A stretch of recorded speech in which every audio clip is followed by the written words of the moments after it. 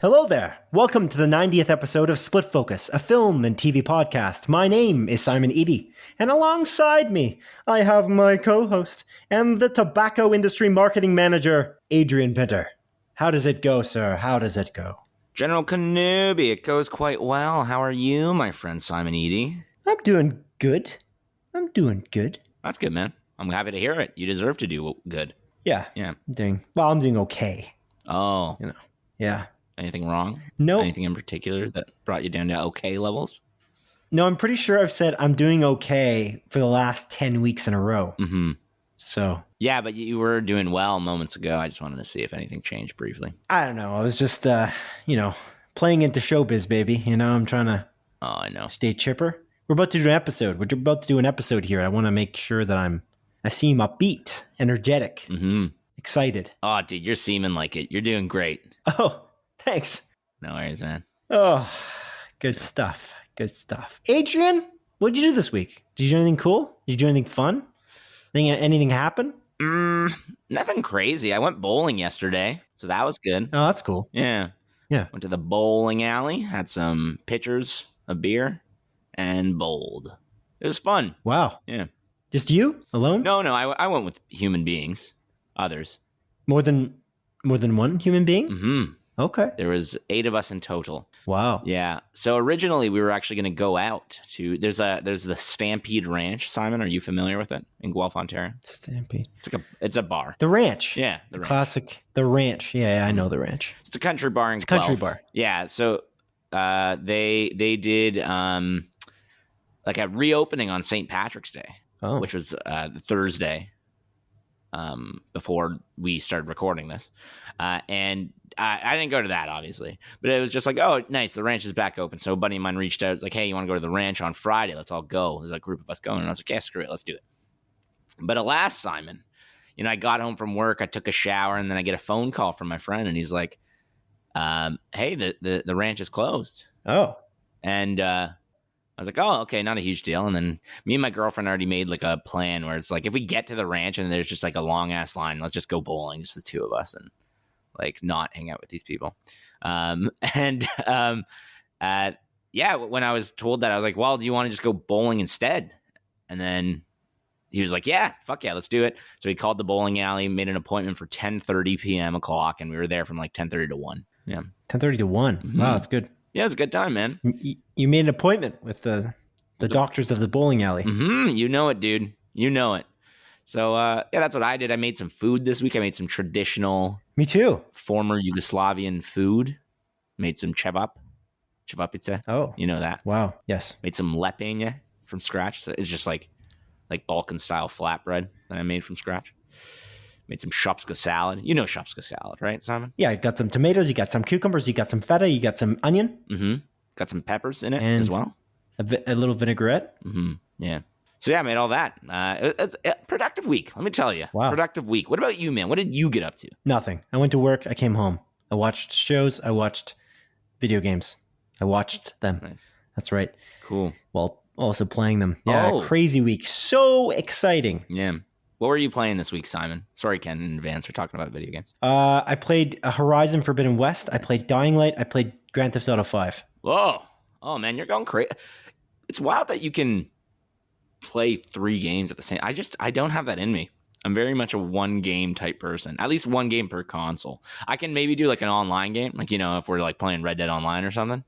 I can do that on top of like a single player experience. But usually it's like at most one single player game and then one multiplayer game at a time. Yeah. Usually I'm like that too, but I feel like it's mainly based on narrative heavy experiences. Mm-hmm. And I've already played GTA 5 because it was out like 20 years ago and they've relaunched it now for the 80th time. And that's an exaggeration, obviously, but they've released it now for many times. This is like the 3rd re-release or whatever. 4th maybe. But yeah, the other game, Forbidden West, is the only game I really care about the story. Dying Light 2's story is kind of not the greatest, so I don't Okay. feel that invested. So my main focus game is definitely the Horizon Forbidden West. But we're talking too much about video games here, Adrian. We should move on, I think. What do you think? Sure, man. I'm also Okay. playing Horizon though. It's great. Oh, Yeah. that's good to hear. It's good to hear. Yeah, I think I take it you're probably a little further than me because you mentioned it many episodes back before I was even playing it. So. Yeah, I think I'm on the last mission, so I'm just like doing all the extra shit now. I'm just like getting all the trophies. So ideally, I can like finish the game, get the platinum trophy as I finish the last mission. But we'll see how that goes. Exciting. Okay.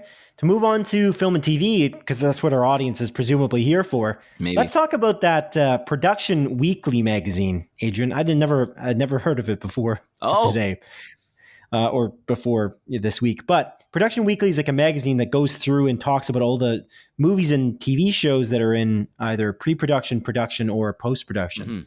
And one of the weird listings in there, specifically, it's weird because it was never announced, is Daredevil Reboot. Yeah. With Kevin Feige, producer Kevin Feige listed as the producer. And I'd imagine this is an accurate magazine, but I mean, they may not be. But Daredevil Reboot is strange in a bunch of ways, but the main way it's strange is because obviously Disney never announced that they were making a Marvel Daredevil reboot. Although they did just launch like Daredevil season 1, 2, and 3 on Disney Plus, which was previously a Netflix property. And obviously there's some hints that, Vincent D'Onofrio and Charlie Cox are coming back in their roles in the MCU specifically. But what do you make of this? I'm curious. What do you think?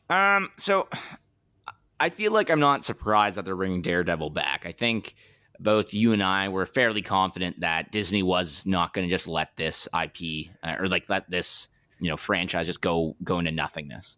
And I'm glad that they're bringing Daredevil back. The issue that I have with this is that it's listed as a reboot because I don't want it to be a reboot. I want it to be a continuation of where it left off on season 3, because the ending of season 3, it's a pretty big cliffhanger, and I want to see where it goes from there. Now, I can understand that it would be a little bit difficult to continue exactly where it left off, because where that show ended, is like, I guess, just before the snapping, and then you got to kind of fill in like, oh, what's been going on over these past 5 years, all of that sort of stuff. So that's a little bit complicated, but I want to continue that story. I mean, I don't want to reboot. Long story short, and it sucks that it's listed as that. What do you think about this? I agree. Yeah. I don't want it to be a reboot because that show, all 3 seasons are fairly great. And I don't think you need to reboot a show that's generally amazing. And especially because I find, and I mean, this is obviously my opinion, but I believe that Daredevil, the series, especially if the Daredevil characters or whatever are in the MCU, that those 3 seasons are arguably better than any of the other MCU shows. Again, in my opinion, at least the first season and third season. Second season is a little shaky, a little shakier, but that third season as well with Bullseye, it's just very good. It's generally, I keep saying generally, but I'm trying to say genuinely. I think I'm not sure what my brain's trying to say to me, but genuinely, it's very good. Vincent D'Onofrio and Charlie Cox knock it out of the park. Yeah, I want to see Deborah Ann Woll return as well as Karen Page, and again, what's the actor's name? Wilson Bethel, who played Bullseye. He was phenomenal as well. So yeah, I really like. I don't know the actor's name for Foggy Nelson. Eldon Henson. I have it up right now. Oh, yeah, perfect. You know what's weird? I don't know if we talked about this on the podcast at all, but Jon Favreau played Foggy Nelson in the original Daredevil movie. Yeah, with Ben Affleck. Yeah, he did. Which is so weird. Yeah, it is weird. Because that was before the MCU, and then Jon Favreau basically invented the MCU in a way, which is crazy. Yeah, it's kind of cool. Yeah. It would be nice to have Jon Favreau come back and have some creative role in the Daredevil series. I would or even just a little cameo. You just see Happy walking in the background or whatever, and him and Foggy meet. I would like a little hint, and a little nod towards that. Why not? Yeah. MCU is doing a bunch of fun stuff. Let's do it. I'm good with it as long as he's got enough time and as long as he wants to be still involved with the Star Wars universe. I'd rather he deal with the Star Wars universe if that's what he wants, because honestly, he's got the Star Wars universe. He could be placing that on the correct track, considering it's gone off the rails a couple times in the Disney ownership so far. So yeah, but yeah, I'd be down. Me too. If he had a creative role or if he just showed up. Yeah, I'm curious when they're going to officially announce this Daredevil reboot and how they're going to announce it as well. Should have announced it yesterday. Yeah. Like, what's going on here? Fair point. Like, why is this not announced? It's just so stupid. And I really hope that this is a rated, like, mature show, because I feel like that's some of the beauty of that series, the seasons 1 to 3. But the fact that it's a reboot worries me. I just don't understand the reboot aspect. Just don't reboot it. You've got an amazing show in your hands. You have the opportunity to continue an amazing show. Hire like the showrunners for season 3 and just keep it going. Yeah. That's my vote. Same. That's my vote too. Okay. Cool. Yeah. Simon, I have a little show correction for you. Well, not necessarily correction, a clarification.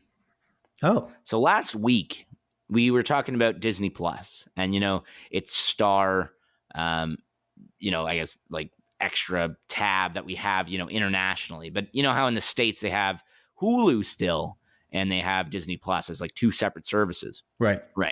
And how the majority of Hulu content goes on Star internationally, like Hulu original movies and stuff like that. And then I listed like an example of Palm Springs not doing that. But then you made a good point where Star wasn't released in Canada at the release of Palm Springs. Yes. But Simon, yes, I have a little twist for you.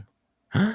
The new movie Deep Water, starring Ana de Armas and Ben Affleck, which is a Hulu original movie, is releasing on Amazon Prime Video in Canada and possibly internationally, which kind of puts a little flair on our conversation that we had last week in terms of, that Disney owns the majority of Hulu, which is true. And that they have, I guess, final say of where that stuff goes. But, NBC is also attached to that service.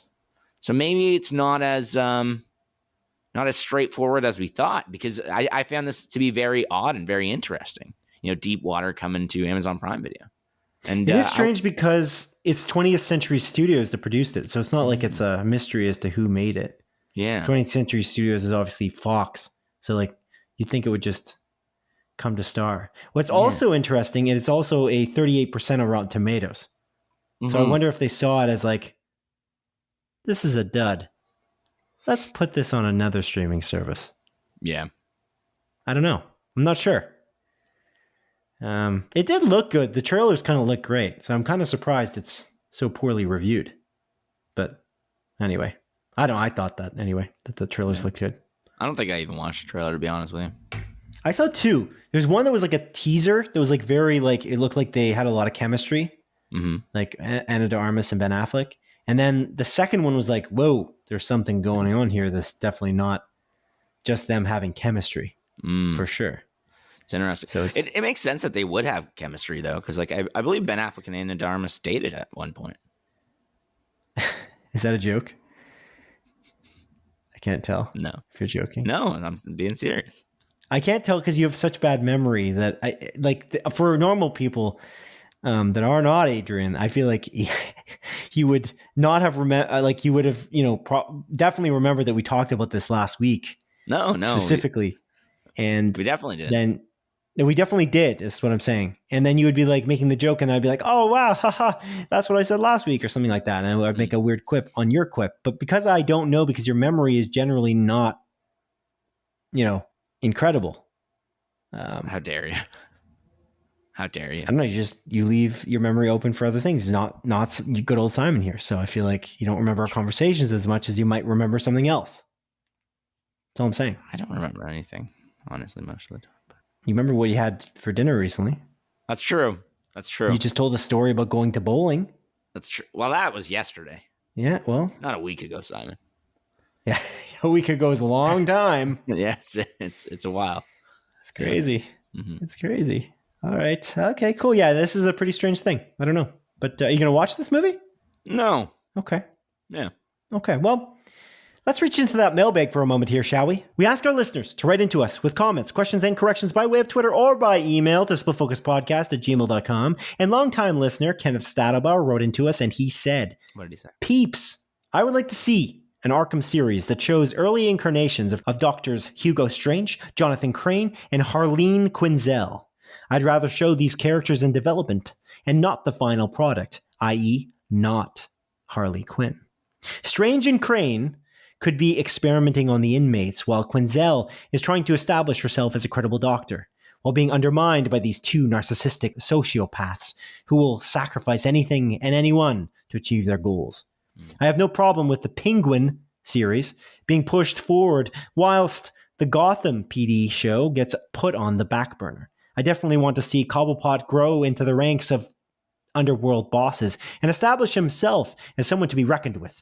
The combination of Colin Farrell's incredible acting and Michael Fontaine's amazing sculpts, hopefully he will be executing the makeup in this series, made the Penguin a fantastic character in the Batman, and I was left wanting to see more of him.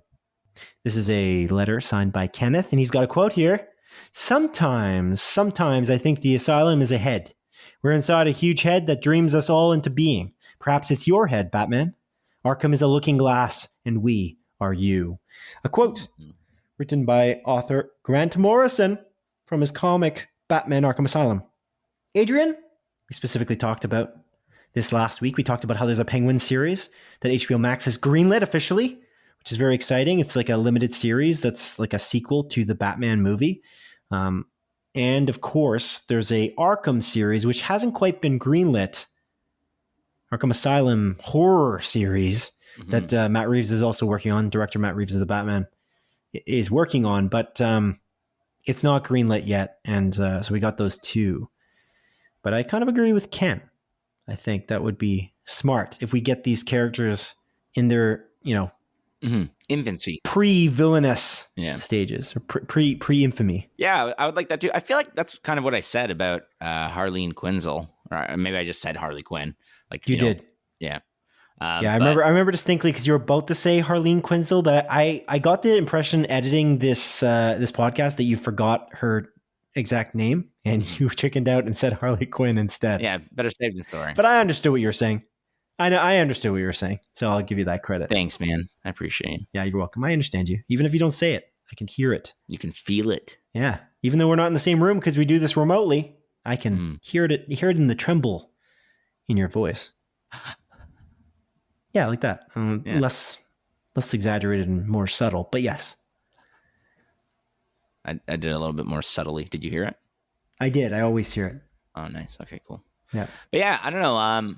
Yeah, I mean, we talked about this quite a bit last week, but I like this idea of an Arkham like horror series, and I would like to see it. But I do agree with Ken. I'm very excited for this Penguin series. I think this is going to be a quality series. I think Colin Farrell's like performance was 10 out of 10 in the Batman. He was unrecognizable, and I guess Michael Fontaine, him doing the makeup, I'd be confused if they didn't bring him back because. Yeah, I don't, for sure. Yeah, like it would just seem like a missed opportunity. And again, that was like genuinely remarkable makeup. So yeah, I'm stoked about this. I want to see more of this Bat Reeves-verse. You know what I mean, man? Oh, I know. I agree. Yeah, I'm very excited. Yeah, it'll be cool. I think it's going to be a ways out though. Regardless, but yeah, because I don't think. Speaking of Production Weekly, I don't believe this was on the listing. Yeah. I don't know. Maybe I'm wrong. Yeah, I don't know, man. I didn't look into it enough to give you a concrete answer. Doing a little searchy search. I am. I actually just typed it because I just did Control F, Command F on my Mac, and I just tried to pull it up in the listing, and it did not show up. Which means, does that mean it's going to be produced in is the pre-production or post-production going to start in? Post-production. Is the production going to start in 2023? That would be kind of disappointing. That's a long way out then. Mm-hmm. Maybe they just don't have it listed here because they're smart and they don't announce things on a random magazine or random production listing before they announce it. Could that be it? No way. Deadpool 3's on here, by the way. Oh, really? Yeah, I'm looking through it. Any other cool things? And Deadpool 2 is being, of course, we talked about this. It's being directed by Sean Levy, who directed The Adam Project and Free Guy. Yeah, which is pretty cool. There's a bunch of cool things here, but they're all things we kind of talked about for the most part on this podcast. Yeah, or a lot of the things we talk about. I mean, we don't talk about every single production that's ever going to happen, but yeah. Anyway, it's good. Neato, Adrian. What did you watch this week, my friend? What did you watch? Well, Simon, I actually watched The Adam Project this past week. Believe it or not. Oh, no way. Yeah. It's a Netflix original movie directed by Sean Levy that you mentioned. Starring Ryan Reynolds, Canada's own. And this movie's pretty okay. I didn't love it. I'll be honest with you. And okay. I felt, I think I liked Free Guy more. Oh, but again, I felt a fairly similar way after watching Free Guy, where I was like, this movie's all right. Like, I don't love it, which kind of makes me a little worried about where Deadpool 3 is going to go. But again, I think like Ryan Reynolds knows what he's doing with Deadpool, so I'm hoping that it's not going to go downhill really with that series. But long story short, The Adam Project is like it's about this kid that lives in 2022 who is Ryan Reynolds from the past, and Ryan Reynolds from the future goes back to the past to baby Ryan Reynolds by accident to, I guess, like find his wife or something like that. And it just kind of progresses from there. There's like, future time travel stuff, people going to the past and talking to the past versions of themselves, and Mark Ruffalo's in it and Jennifer Garner's in it and all of this sort of stuff with some like pretty okay action. But one thing I think that this movie kind of fails at is the time travel itself. It creates a lot of little plot holes throughout the movie because of it, and some questionable decisions by characters, not doing specific things because they don't want to change the future, but the entire premise of the movie is about changing the future, which was very confusing to me. And I'm just like, why don't you just do this? And little things like that, where I felt like the execution of this movie wasn't done incredibly well. I think the casting of baby Ryan Reynolds, the actor's name is Walker Scobell. I think. Am I seeing this right? Yeah, I think it is. I think he does an okay job as Ryan Reynolds. He does like a fairly great impression, but it just seemed like he doesn't look like Ryan Reynolds enough. So I didn't find like there was a good enough resemblance. But I'll be honest with you, after I watched the movie, I saw like Netflix post a picture of Ryan Reynolds as a kid, and it looks fairly similar to the Walker Scobell guy. So I was wrong. He looks to me like him. If I'm looking at his nose and his features, he does kind of look similar to me. I thought that in the trailer as well. Oh, yeah. Yeah, I don't know. I just didn't see the connection, but I think I'm in the minority on that one. And again, I think this movie is like, it's fun enough. The writing is like, yeah, whatever. I think you mentioned this about the Uncharted movie, that like the Uncharted movie was made for the TikTok generation, where it's just like, go, go, go. There's like not even a moment to really breathe. And I felt very similar in this movie, where it just kind of, once it starts, they're just booking it through it. And it doesn't take enough time to, I guess, develop additional characters. It's really just, Ryan Reynolds playing off this kid who's supposed to be him, which again, they do a pretty good job. It's like they're likable enough, but I just found that again, it seemed a little bit rushed and forced, a lot of these, conversations, and you just kind of have to assume like two people's relationship, and they want you to feel sympathy for like, specific characters, but it's just like, I literally just met this character 2 minutes ago on screen. Yeah, they mentioned them before, but I really couldn't care less. And again, I just felt, I kept on thinking about what you said about the Uncharted movie, where it's like, yeah, this is made for the TikTok generation. And I feel like, yeah, again, the Adam Project was, and I don't really like it. And I don't necessarily know if I'd recommend it. My buddy Eric messaged me after he watched it, and he said that he liked it and that it was like, that it was worth the watch. So I was just like, yeah, I'll give it a shot. It's a fairly short movie. I think it's like an hour 40, but I don't know. All in all, I didn't really like it, and it made me a little bit worried about that whole like Deadpool 3 being made by Sean Levy, because I just I don't like the past two movies he's released all that much. I see. Even Free Guy, which I know is reviewed incredibly well. I feel like I was fairly lukewarm on it. I was like, enjoyable enough. I'd probably never watch it again, though. So interesting. Yeah, like this movie is like a 68% or something like that on Rotten Tomatoes. But the Deadpool 3 movies being written by the Molyneux sisters as well, the Bob's Burgers screenwriters. Yeah. So I'm curious, like, I feel like Bob's Burgers is pretty well regarded. And then you got Ryan Reynolds in there who like is very passionate about getting Deadpool right. And so if you combine all that into like a cauldron and you throw in rated R, I feel like you might turn out something really good. And I'd imagine if the writing is good, it'll be written in a way that's competent and you're not just rushing the plot. But I guess we'll see. But I really did like the first Deadpool and the second Deadpool movie. They were both great. So yeah, I agree. Okay, cool. Did you watch anything else?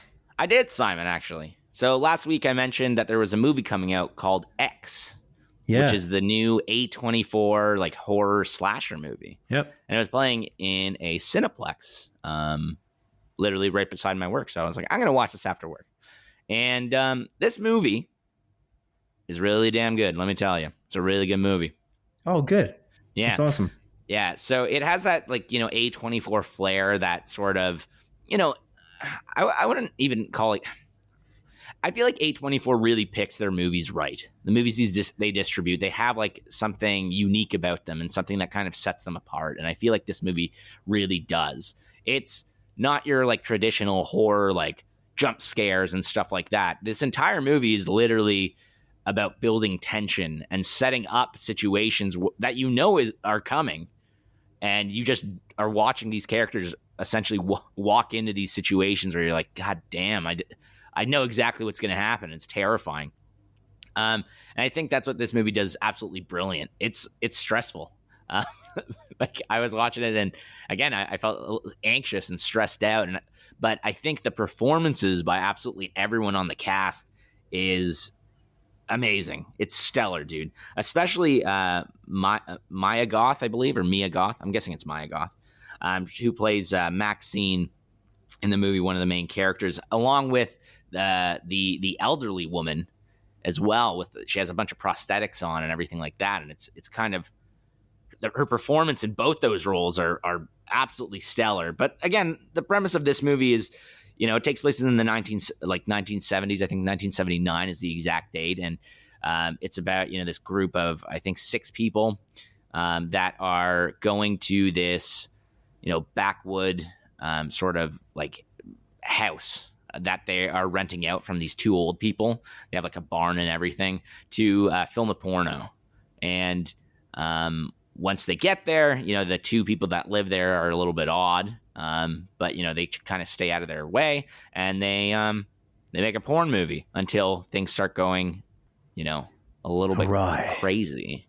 Yeah, exactly. And it escalates very quickly. And it's funny. Jenna Ortega is also in this movie, and she's brilliant. And most recently, she was in the Scream movie, like the new Scream movie. So I feel like slowly she's becoming like the queen of these like horror slasher movies.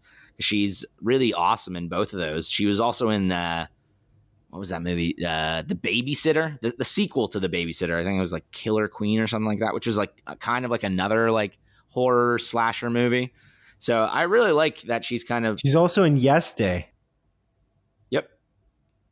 Yeah, she is. Yes Day. You remember Yes Day? Yeah. Yes. I do actually. Yeah. Oh, we never saw it, but we did talk about it at length. Yeah, that was a good time. And she's in Studio 666, which I imagine is more thriller than horror, but oh shit. Yeah, so she's in like a lot of like random like slasher movies. So it's really cool. Now, I actually liked Scream more than this movie. Now, although they're both slasher movies, like this one is far more scary and tension building as opposed to Scream, which is like, this meta whodunit slasher movie. But they do add in some like meta elements in X, referencing like other horror movies that have come out, like Psycho in particular, they talk about. But all in all, I highly recommend this one. I think it's a really good watch. If you're a horror fan, there's absolutely no reason you shouldn't watch this. And even if you're not a fan of horror, I think the performances from everyone, the actual story itself, the cinematography, the incredibly eerie score that is playing throughout the vast majority of this movie makes it totally worth a watch. Ty West is the director, and I don't believe I've seen any of his other movies, but again, he did a really, really awesome job on this one, and I really loved it. I really loved it. It's up there in some of my one of my favorite movies that I've watched this year, I would say. Wow, cool, Yeah, sweet. And I've watched. Simon, you want to know how many movies I've watched this year? Sure. 24 movies so far. That's cool. You write them down in notes, right? Mm-hmm, I do, yeah. Yeah, there's an app. I should talk about it next week. Letterboxd. Yeah. It's Letterboxd. Yeah. Yeah. I kind of want to make a Letterboxd. We should do it. Okay, we should use it. I'm going to do it right now. I think we should use that because I feel like that's way better than what you've been doing. And I haven't been recording how many movies I watch each year, but I always recall it's a memory of mine. Anytime we go to see a movie, I instantly see you pull out your phone and go to that note, which is just kind of funny. But yeah, you always do that every time. And I feel like Letterboxd might be a little better just because you can rate each movie as well. It's true. So you can create like a rating, and I think it even suggests films to you that you haven't maybe seen that are similar to the ones you've rated highly. But anyway, I got to do that. Letterboxd. Yeah, I just downloaded the app. Yeah, cool. That's great to hear. You enjoyed it very much. Yeah. And then real quick, I don't want to talk about it too long because you talked about it quite a bit last week, but I watched Turning Red. It's real good. Really good. Oh, you did? Yeah. You did watch it because it wasn't listed here, and I was going to just call you out. That was my next thing I was going to say to you. Yeah, I did watch it. I just didn't want to talk about it in length because you talked about it quite a bit last week, but really good. I love it. I think it's really funny, wholesome, heartfelt.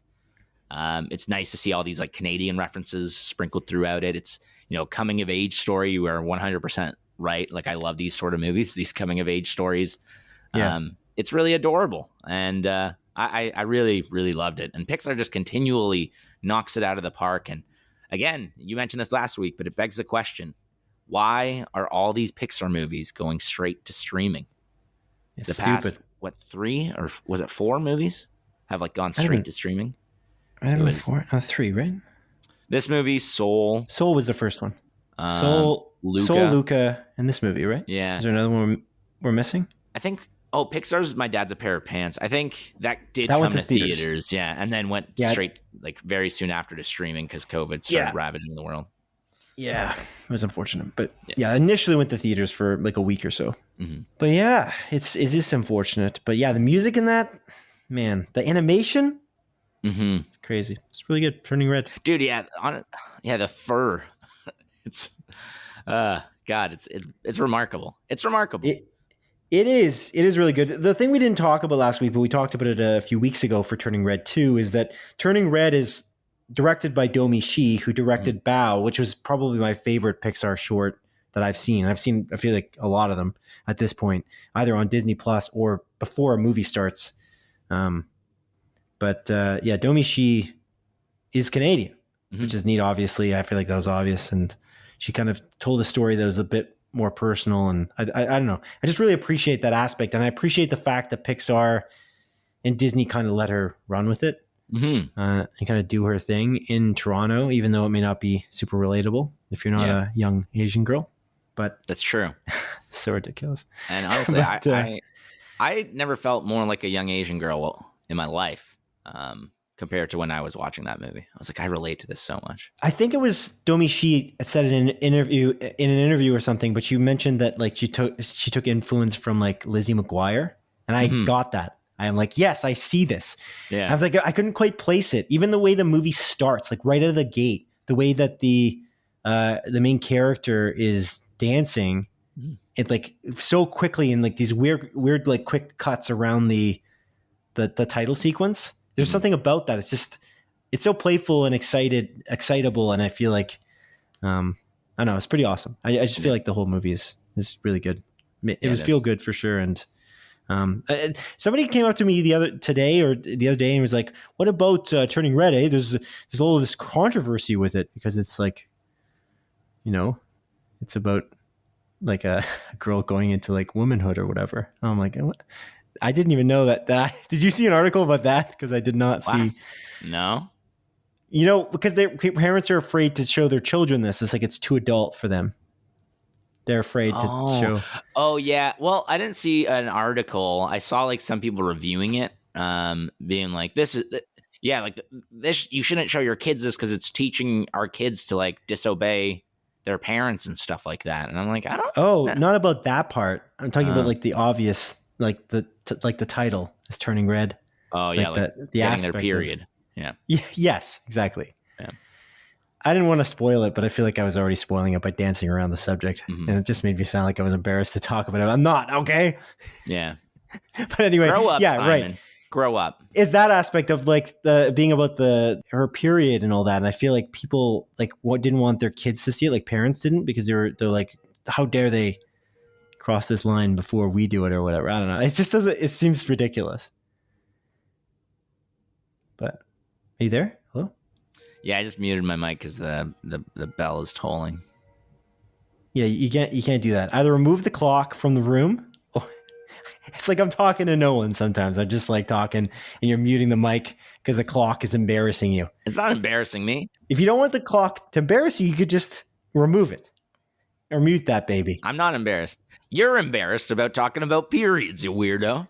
No, I'm not. I am not. But anyways, yeah. Did you see? You didn't see anything about that, I guess. Because again, somebody told me that. I'm like, I literally saw no review about that. Mm-hmm. I wonder about like the parents' TV council or something. You know what I mean? Like we talked about last week, if they'd have a problem with it because it's. Anyways, yeah, that's a whole other thing. I don't want to get into, but anyway, it's a great movie. It's amazing, and if you haven't seen it, it's on Disney Plus. You should watch it, audience. Yeah. Unless you can't relate to a young Asian girl, in which case, definitely don't watch it. Yeah, exactly. Mm-hmm. Precisely. Okay, Adrian. Anything else you watched this week? Anything else? Yeah. Well, like not like movie or TV show wise. Like I watched a trailer for a new TV show that's coming. Simon, did you watch the new trailer for the Miss Marvel TV show? Question mark. Yes, I did. I did indeed. I knew you did. You have it written down here. What'd you think? I liked it actually quite a bit. I thought it was really cute and exciting. Like I don't know. I can relate to a young Middle Eastern girl fairly easily. So I really, I thought like I really enjoyed what this trailer was showing. I thought it was cute. It was very childlike. It's colorful. It's bright. It's eye popping. I think, I forget the young lady's name. It's Velmana, something like that. I might be wrong. I'm not going to even try. I could look this up. I don't. Pretty sure it's not Velmana. Let's just say that. Yeah. Okay. Let's find out. Miss Marvel. I feel like once you venture into it, that's why I started going deep into the concept of the period, because I'm like, I have to defend myself now after I beat around the bush like an idiot. Iman Vellani. Yeah. Jinx. I don't know. I thought this was kind of cute. Like it's very bright and colorful. It seems like it's going to be a lot more like happy-go-lucky. Kind of like I guess the Hawkeye series was, and it seems like it's going to be a coming of age story, which I am a sucker for. You sure are. And I don't know. I liked it. It didn't show too much in this trailer, but again, I'm definitely interested. I definitely feel like I'm going to watch it for sure, and I have a feeling I'm probably going to enjoy what they're going to do. What did you think, man? What did you think? # disappointed. Disappointed. Oh my God! Is it because you're racist? No, definitely not. You know what's interesting? The Avengers game. I'm sorry to Kenneth Saddlebauer. By the way, thank you to Kenneth Saddlebauer for writing into us. I didn't say that earlier, I don't think. Yeah. Anyway, but Kenneth Saddlebauer, I apologize for talking about video games again. But the Avengers video game by Square Enix, not well regarded. People do not like it. Mm-hmm. But I think the reason people don't like it is because it's a tale of two games. Mm-hmm. On one side, it's an amazing single player storyline, and for whatever reason, you can barely play the single player bit with a partner. So you literally have to play through like 10 to 15 hours on your own, which is kind of odd because it's literally a multiplayer game. Mm-hmm. And on the other hand, it's very, very grindy. It's a type of game in which you continually play the same missions over and over and over again, so you can get loot, so you can level up, and it's just. The grind is literally, it's monotonous nonsense, but I did listen to podcasts while I played it, so I enjoyed that part. But you can pretty much play through the entire storyline out of the gate and not really worry about the grind at all. And the main character of that plotline for the Avengers game, just called Avengers, not Avengers Miss Marvel or anything like that, the main character is actually Miss Marvel. which I really appreciated because it's done so well. Miss Marvel, they kind of delve into the concept that she's of course Muslim, and that's an important part of the character, and they dive into the idea that she's a fan of the Avengers, and she's this huge fan of Captain America and Thor, and obviously Captain Marvel, and she's just such a fan of those characters, and she's so upbeat and positive and optimistic, like almost throughout like the entire game, and it's just like this very relatable person because she's a fan of, obviously the reason somebody might play the Avengers game is because they're a fan of the Avengers. So she's very, positive in that light, and she's very relatable because we're fans watching the Avengers and she's a fan.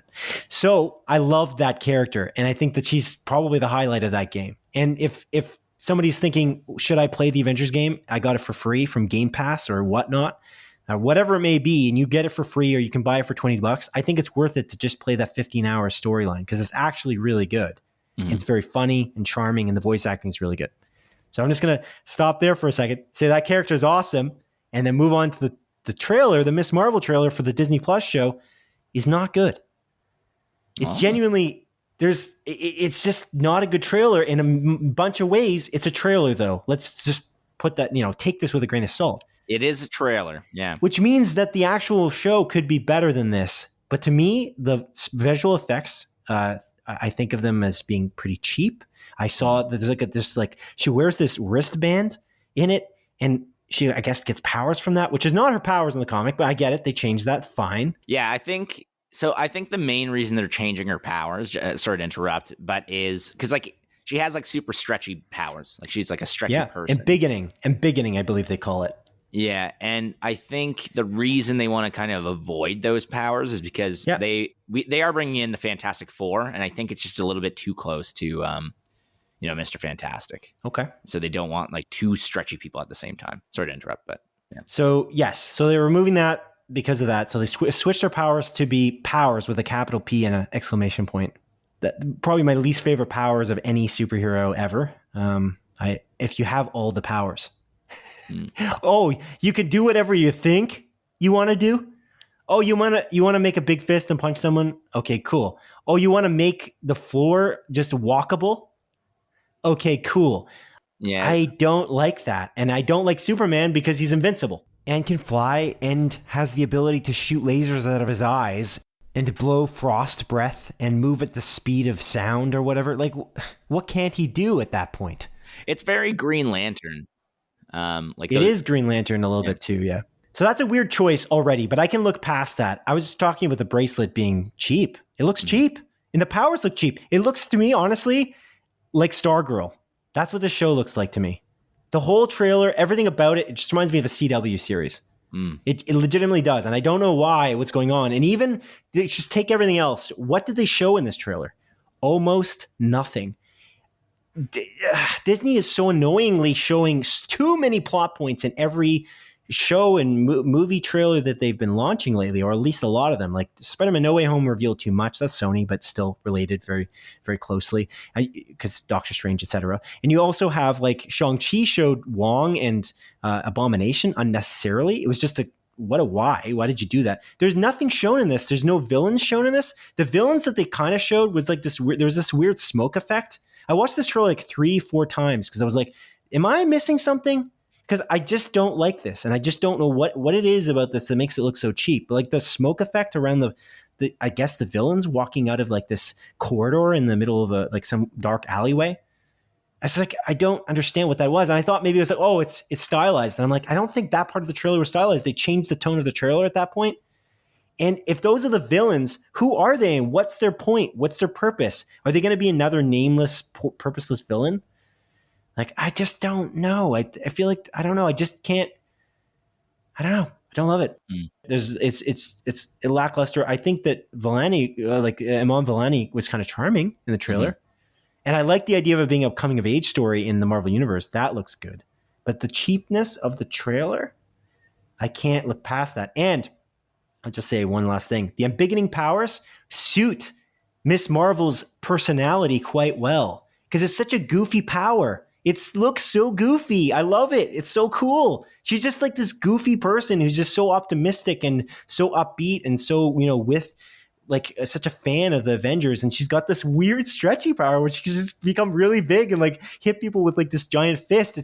It's cute almost. Her powers are the cutest powers, especially in the Avengers game, which compared to the other characters, it was always interesting to see her powers. It's fun to play them. They're so well animated in that game. And I find that they fit her character so well in a way that I don't know, I feel like a lot of Avengers characters kind of fit their powers, but I feel like she fits them almost the most. And so this obscureness of these powers of like, she can kind of do whatever she thinks of. It's just, I don't know. It's another superhero film movie thing that I don't know. I've seen enough CW shows to be interested. This League of Legends. Legends of Tomorrow is kind of what it looks like to me. But anyways, I ranted for too long there. It's just, I watched this trailer many times trying to love it. I try to love it, but I just think this might be the first Disney show that I'm like, ooh, 60% on Rotten Tomatoes, maybe. But we'll see what happens.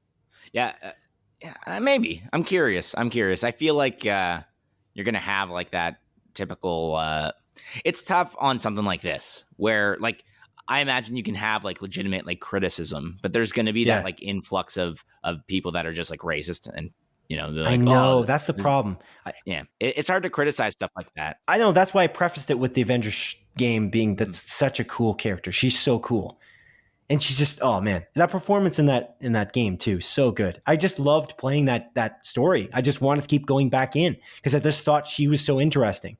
And that was the most interesting thing again about the Avengers game, is that storyline is quite good for a game that people really critically panned. People do not like that game at all, but they don't give the plotline enough credit because of all the other garbage.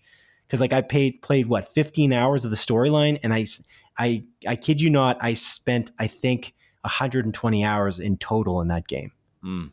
Damn. In contrast, so think about that ratio there. Yeah, not good. Considering that was the rest of it just grindy nonsense, and that's my own problem because I like platinum in games. But I was listening to the podcast while I played that, and whatever. But anyway. You listener can listen to us while you play the Avengers game. You can do it. Yeah, you could. But you're right though. That's what I kind of worried about thinking critically about this trailer, is that I didn't want to. I don't know. I don't think you should have to worry about coming off as racist to criticize a trailer's lacklusterness. But even the graphics, like the way they showed the speech bubbles, I was like, what are you doing with that? It just doesn't look like. I like it, but it's not well animated at all. The best thing about the trailer, legitimately, is literally the pen clicks at the beginning. That's the best thing about it, because it's perfectly timed with the music, with the Weeknd's music, and I feel like that part was awesome. Other than that, it kind of like I was like, ooh, I'm liking this when they started that, because it starts right in the beginning of the trailer. And then it just kind of goes into these weird, I don't know, it just doesn't show enough considering they show everything. They just want to show everything, and then they show the powers, and it's like, ooh, I don't know if you should have showed these powers because I'm just not interested. Yeah. You didn't see the bracelet and think, oh, that's a piece of plastic? Not really. Like, I mean, I can kind of see it. I wasn't being super critical. I was just like, this looks really cute and fun. But you know what also does everything kind of in a weird way? Like they can do lots of things, and there's also a ring on your wrist. The 10 rings.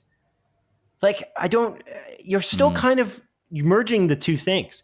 Like in the Suicide Squad, John Cena's character and, isn't it? I think it's Idris Elba.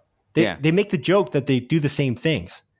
Literally in the thing. You could just do that with Captain, whatever, Mr. Fantastic. Like, it's not a big deal. They're not going to, how often is Mr. Fantastic going to be in the same like vicinity screen, on the same screen? Yeah. Vicinity as Miss Marvel. Probably not often. I don't know. Yeah, you're probably right. Yeah. I just think, I bet you're right. I'm sure that's correct. That's the reason why they changed it, but it's like, really? I thought that the reason why they removed it, but this doesn't really make any sense, but they didn't want to go the Inhumans route. So like they're changing the backstory. She's an Inhuman. That's why she's able to do that. That's why she has the powers in the first place. It's the storyline that they follow in the Marvel's Agents of S.H.I.E.L.D. show, and that they take a long plot, like story arc on the Inhumans.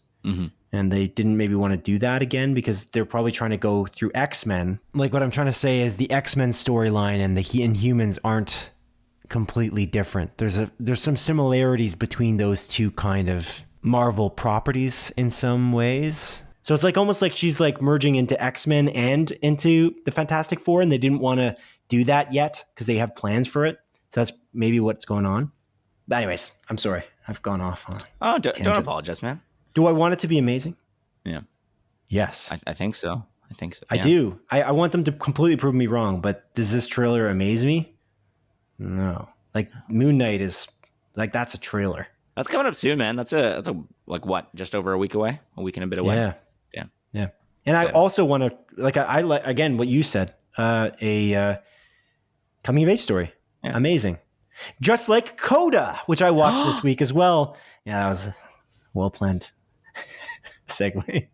CODA, or Child of Deaf Adults, in other words, is a Apple TV Plus series that is a Oscar-nominated Best Picture movie. Sorry, did I say series? Yeah.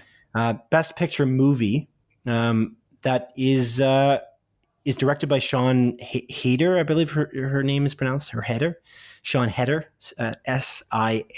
I believe it's pronounced Sean Heder.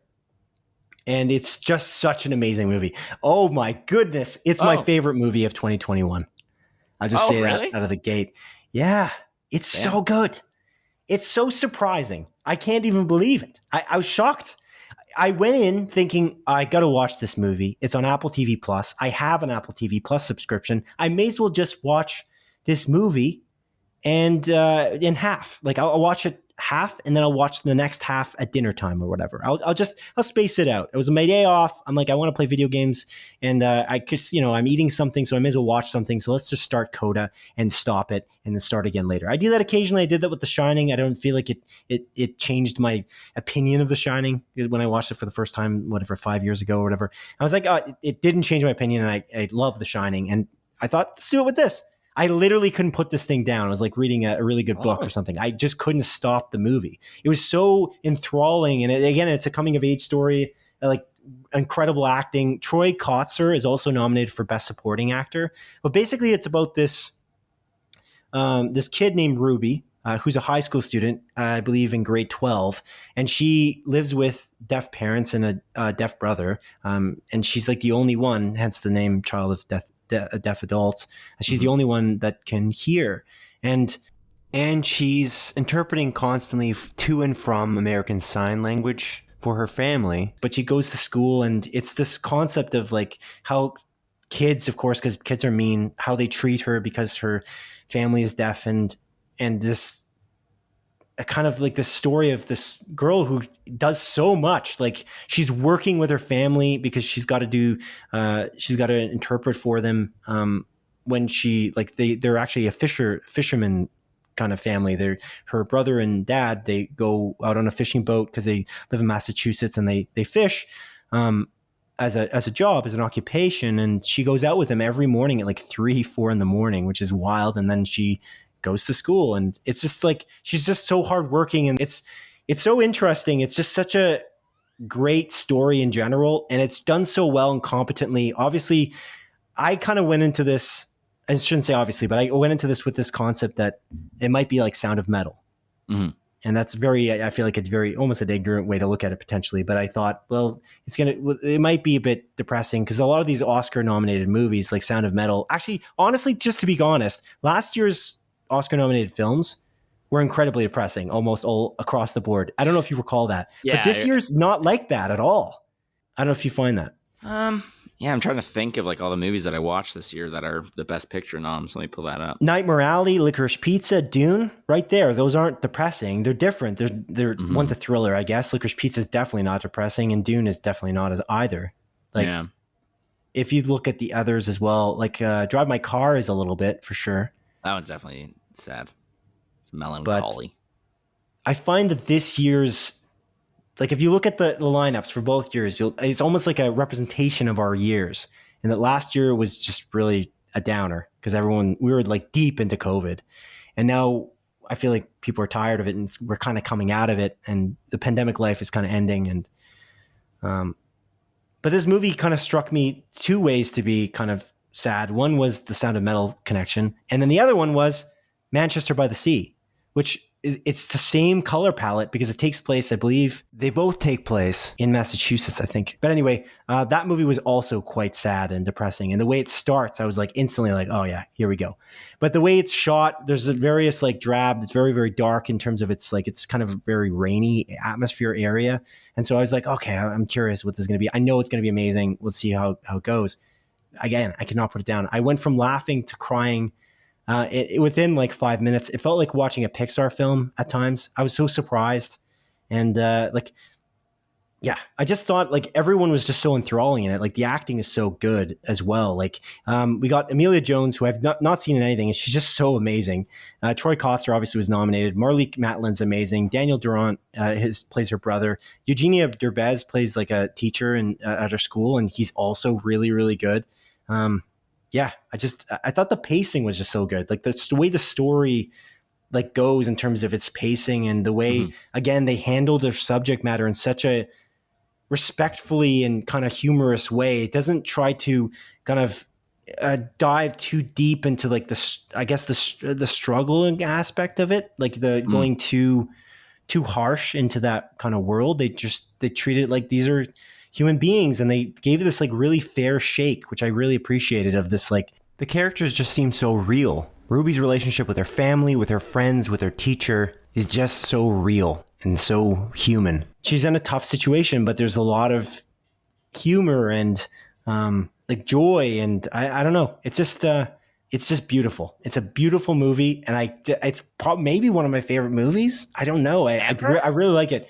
I don't know. It's too early to say. I don't want to say that after having only seen it like a few days ago, but I really do like it a lot. Like I'm surprised. I don't want to hype it up too much for you because you might see it and then hate not it. Like it. Just because even like watching Nomadland as an example last year, it's like these Oscar nominated films sometimes they just don't feel at all like an easy watch. Not necessarily that that's a bad thing. You can have a movie that's relatively depressing that's absolutely incredible, like Nomadland. It's the same color palette actually as Nomadland, I feel like too. And it's like I just felt like I don't know. I was like when I went into Nomadland, I'm like, oh, here we go. You know what I'm saying? Yeah.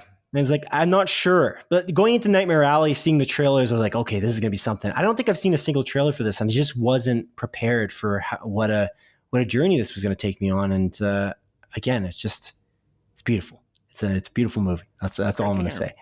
I'm gonna check it out. I'll probably watch it this week. I mean, Oscars are next week, right? Yeah, they're next week.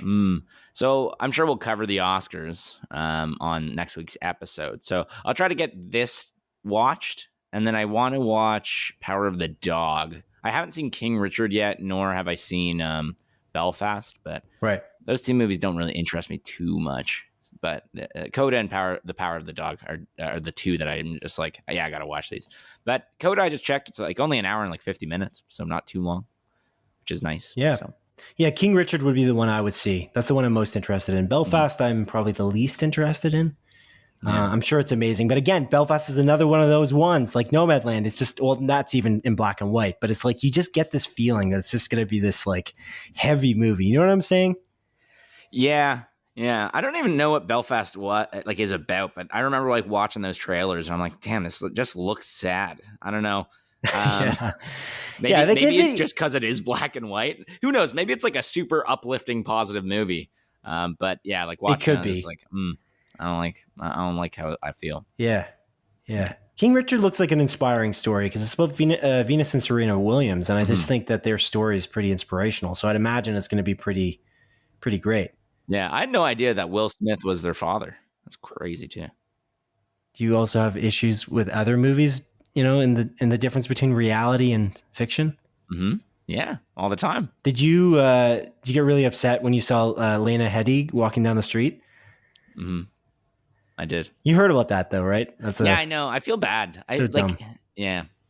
I obviously, I'm being facetious, but it's wild that like some people just can't differentiate fiction from reality, and they just like take out their anger on these individuals, even like just. Again, like we've talked about it before, like with The Last Jedi for like Rose Tico, like Kelly Marie Tran. right? Did I pronounce? Is it? Yeah, no, it's Yeah. Okay. Cool. Kelly Marie Tran. Yeah, Yeah. I don't know why I thought there was a Rose in there somewhere. that's her name. Because that's her character. Yep, that's her character's name. Oh my god, I can't separate it from reality, Simon. But yeah, like how she was literally just cyberbullied, and then they took her out of the shit movie, that fucking shitty ass goddamn movie. Fuck that movie, Rise of Skywalker. Remember that movie? It's so messed up. It's so messed up that they took her out of that. It's just like, where is your stance? I don't know. Disney, I don't want to talk about this because this gets real political for sure. It literally is politics. But Disney's stance on like that bill that was passed, and like people, like there's that whole like outrage about that, and it's like, I don't get it. Like, what does Disney actually stand for? I'm a little confused. Well, dude, even like, even how they pretty much like took Finn out of the posters when they released Star Wars in China, or like made him like way smaller. It's just like, dude, like, the fuck you guys doing? It's pretty lame. Yeah, that's messed up. The Rose Tico thing was really, really. When I saw that, I was shocked. I think I swear it's one of those moments I looked around. I feel like I watched it and I'm like, what? Did you just see this? She's sidelined in the first like 5 minutes of the movie. You should come with us. I got things to do. Leave me alone, is what she said, and then walks off. She has less screen time than Charlie from Lost. Yeah, and why was he even in it? I don't even know what his character is about at all. Why was he in it at all? He just replace his character and make it her. Yeah. No, it's disrespectful. That was like a whole level of disrespect. I wonder, and I don't blame her for this because it's a Star Wars movie, but I wonder if I was her, if I would just not be in the movie. Yeah. I'm like, nope, I'm good. I'll set this one out. Thanks. Yeah, I'm sure they paid her like very well, like even for that scene. So maybe you do it. And again, I don't blame her. I completely understand why she did it, but I wonder because I just feel this like anger that this happened. That I would wonder if it was, if I was in her position, which I just can't be because I feel like the part of the reason she was in that position is because she's Asian, because of the elements of potential racism in this scenario, which is also terrible. I know. And I'm a very white man, so that's the other problem with this whole situation. But if I was in her spot, I would be like, all right, yeah, it's fine, thanks. Yeah. It's like, why don't you want to be in it? It's like, now just be in Raya in The Last Dragon. Thank you, it's okay. Yeah, I was just gonna say. Yeah. It's all good. Yeah, at least she did that. She was great in that movie as well. So yeah, I'm glad that she's still like getting roles and stuff. Yeah. Okay. I hope that continues. I haven't seen anything that she's going to be in next, but anyway. But anyways, I sidetracked. CODA is amazing. Anyone who has the ability to watch it, watch it. I didn't know if I was in the mood for it because again, I wasn't sure what it was going to be, but it's like, it's in the same uplifting, heartfelt manner in my opinion as Ted Lasso. Oh. And it's just, that's kind of what I wouldn't connect it to Ted Lasso in any other way. Also the color palette's a little brighter on the Ted Lasso show. But I just think it's just brilliantly made. And I don't want to say again, it's my favorite movie of all time or something like that. That's a little silly, but I do think that it's my favorite movie of 2021, thinking back on all the movies we watched. This is obviously, I watched it in 2022, obviously, but I feel like of the movies that were like Oscar nominated or included in that potential nomination, I feel like that this is my favorite movie of that year. I almost smile every time I think about it, but there's like moments that again, I teared up so much. It reminded me of watching Inside Out. That's the thing it reminded me of, like watching a Pixar movie where I'd go from laughing to crying so quickly. And it's like, how did they do this to me? How do they manage this? So anyways, I said that already, but it's beautiful. It's beautiful. And again, handles the subject matter so beautifully. It's like, wow. Chef's kiss, Adrian. Chef's kiss. Mwah. That's good to hear, man. I'm excited to give it a look. Again, last year, there's actually a lot of good movies. I just like pulled out my little list. I'm like, that Fear Street trilogy was so damn good. I really love those. Yeah. Yeah. So you know what? Keep naming movies that you saw to try and stump me and to make me think that the other movie is better. Throughout this episode, feel free to try, but I don't think it's going to top it. I don't think. Maybe next week I'll be like, actually, it was sucked. No, I don't think so. But Harder They Fall. No. This is a better movie. Oh, damn. I love The Harder They Fall, though. Wow, what a great movie. Fucking cool. It's a badass movie. That was probably actually, we were preparing a top 5 list or something like that for best movies we saw last year. Mm-hmm. And I think that was my number 1. Oh, believe it or not. Because you were going on vacation, so we were gonna like prepare an episode to air in the week that you were gone. Mm-hmm. And I think that was my top one, the top thing I watched. I don't think we said movies, but we said things we watched. And Inside by Bo Burnham was probably my second. I just, yeah, it's interesting. But alas, I did not watch CODA last year. But I think I like it a bit more than The Harder They Fall, CODA. But anyway, it's all subjective nonsense, Adrian. Let's move on to the news, shall we? Yes. Something that's not subjective until we start talking about our opinions about the news. Then it will be. I love the news, Simon. Let's go on to it, man. Excellent. Let's begin with a small collection of more focused stories that have been particularly pertinent this week. Number 1, as followed by publication The Hollywood Reporter, fan favorite Sith Lord Darth Maul was initially meant to be the big bad in the Star Wars Obi-Wan Kenobi Disney Plus series until Lucasfilm decided to go a different direction with the scripts and include the infamous Darth Vader instead. Darth Maul actor Ray Park was apparently already prepping for the role before the sudden change of direction. According to The Hollywood Reporter's sources, Kenobi series director Deborah Chow showed The Mandalorian producers Dave Filoni and Jon Favreau the initial scripts as a request for feedback, and they were worried that the new series was going to tread the same water that they had done with The Mandalorian series. They also went so far as to insist that Chow go bigger with her new show. These script critiques reportedly led to the dismissal of the original Kenobi series screenwriter Hossein Amini and the eventual hiring of Army of the Dead screenwriter Joby Harold. Filoni was also the one to suggest the return of actor Hayden Christensen's Vader and the inclusion of the Grand Inquisitor character from Filoni's own Star Wars Rebels animated series, whom can be seen in the recently released trailer for Kenobi. Star Wars Obi-Wan Kenobi is set for a Disney Plus premiere date of May 25th, 2022. Adrian, what do you make about these weird change-ups? Darth Maul was going to be in the Kenobi series. Now he's not going to be. Darth Vader was added instead. What are you thinking about that? I don't know. I'm of two minds of this. So obviously, like, I haven't seen all of Rebels, nor have I seen all of the Clone Wars, and I know that Darth Maul plays like a pretty big role in those series, and Obi-Wan and Darth Maul have like a final duel in that show. So maybe they were worried that, hey, like, if we do this, everyone already knows the culmination of these two characters and their story. But at the same time, we also know the culmination of Obi-Wan Kenobi's story along with Darth Vader. So I don't necessarily know if that's like a fair thing to point out. I would have loved to see Darth Maul on the big screen again. Like, I want him back. He's such a cool character. And again, we talked about how they kind of set him up in the Han Solo movie called Solo, A Star Wars Story at the end of that, and how if they could somehow tie that into this Obi-Wan Kenobi series, that would have been sweet. But obviously we're not getting that. Now, I am happy that they are bringing in Vader, though, and that they're bringing back Hayden Christensen. And I was kind of thinking, why bring back Hayden Christensen directly? He's not even Vader's voice, right? That's James Earl Jones and stuff like that. So why is Hayden Christensen back? And then I was kind of thinking maybe they brought him back because they're going to do some flashbacks to, like what happened, prior to Revenge of the Sith. You know what I mean? And we're going to have like young Anakin and young Obi-Wan again, just going off on an adventure, and they're going to kind of fill in their relationship a little bit more. I would really love to see that.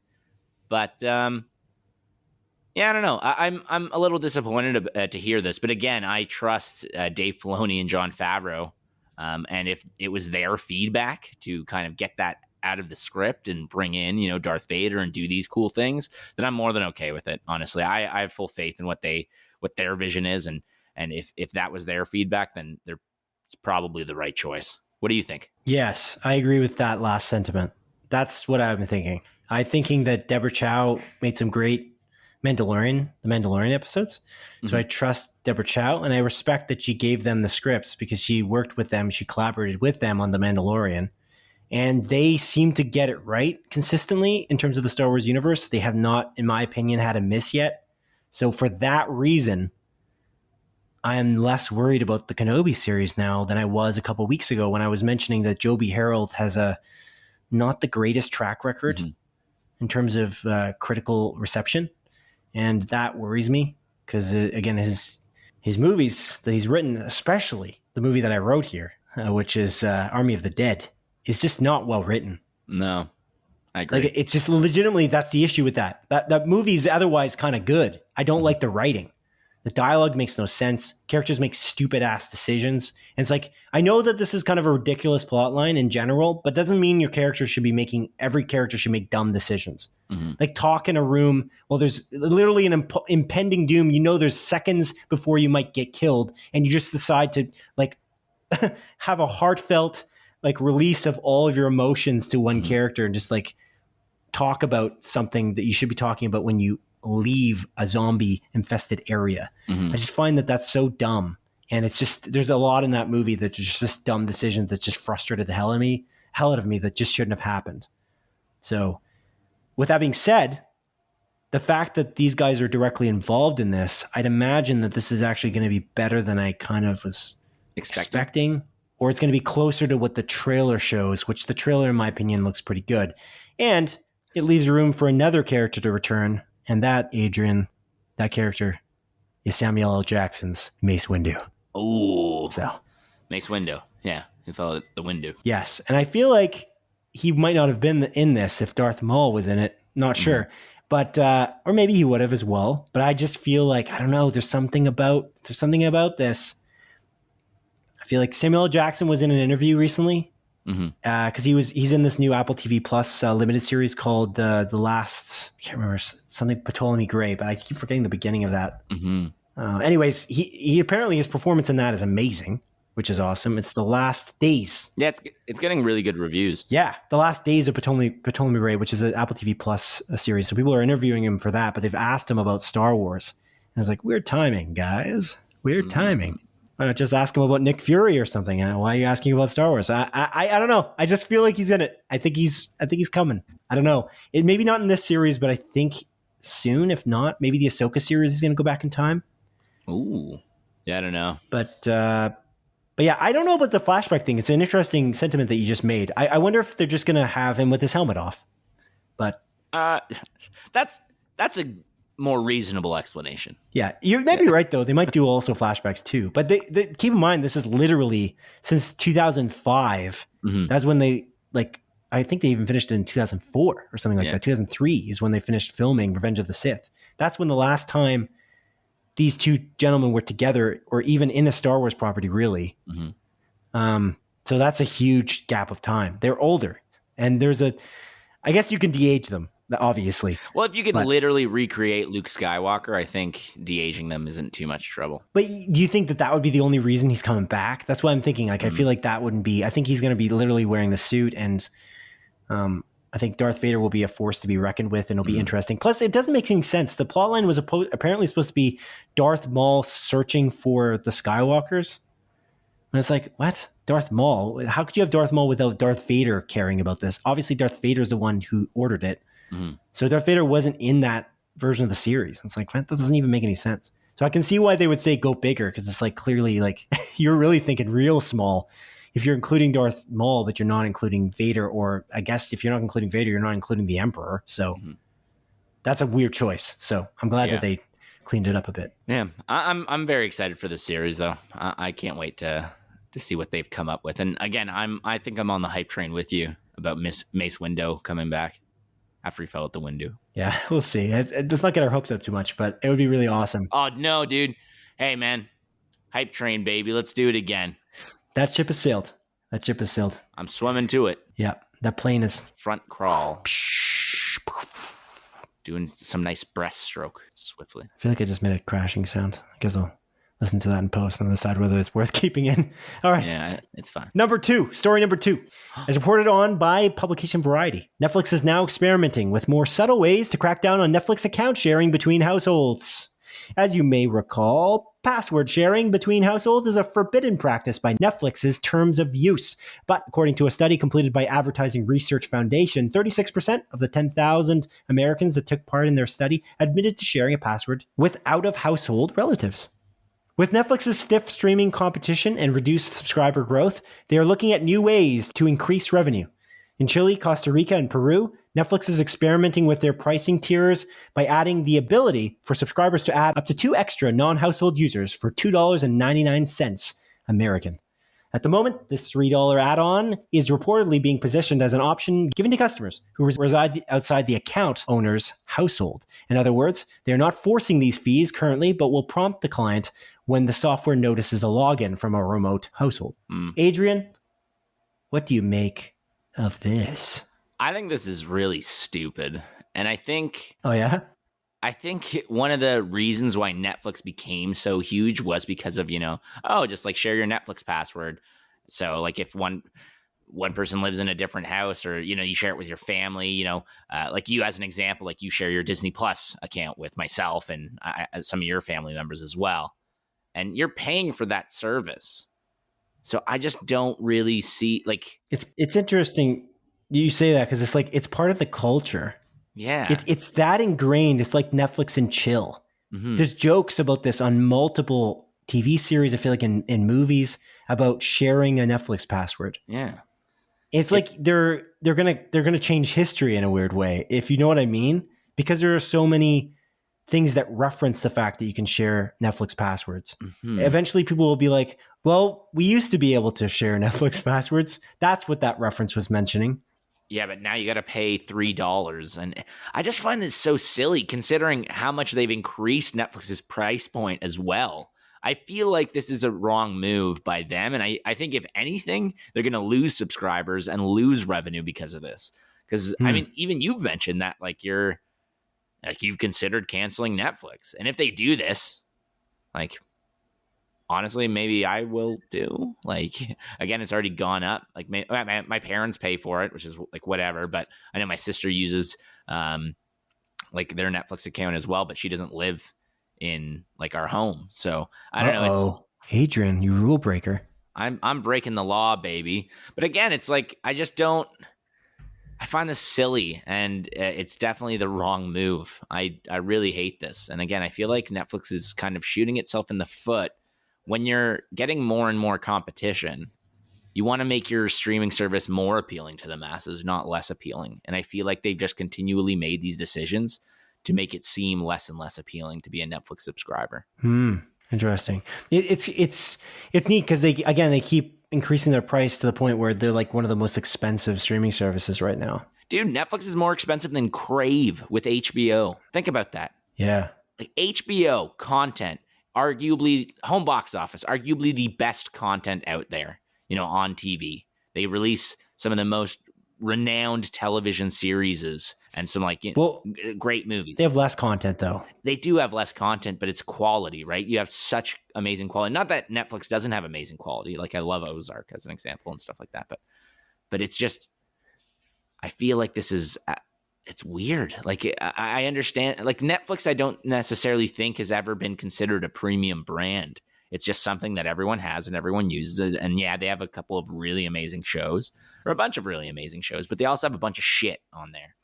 Whereas with Crave, home box office, HBO, they have it's catered. It's high quality content. Everything on there will have very high production values. Maybe not everything's for you, but you can't deny that everything on there is great. You know what I mean? It just, I find this foolish, Simon. Yes, I would agree. And so the reasoning, you know why? I think I might have said this on an episode past, why I can't cancel my Netflix subscription. I don't remember. Why? I pay for my whole family.